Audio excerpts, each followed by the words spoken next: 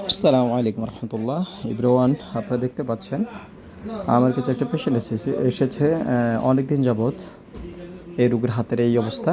অনেক জায়গায় ট্রিটমেন্ট নিয়েছি, ইমপ্রুভ হয়, আবার এই রকম অবস্থা হয়ে যায়। তো আমি অনেকক্ষণ কথাবার্তা বলে যেটা হিস্ট্রি নিয়ে দেখলাম যে উনি রাজমিস্ত্রির কাজ করে।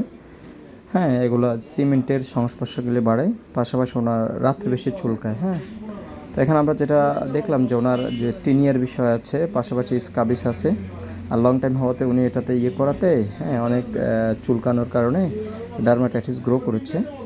তো এই পেশেন্টের চিকিৎসা হচ্ছে প্রথম হচ্ছে ওনাকে যে রাজমিস্ত্রি সিমেন্টের কাজ যেটা আছে এটা অ্যাভয়েড করতে হবে, পাশাপাশি ওনাকে লং টাইম ট্রিটমেন্ট নিতে হবে।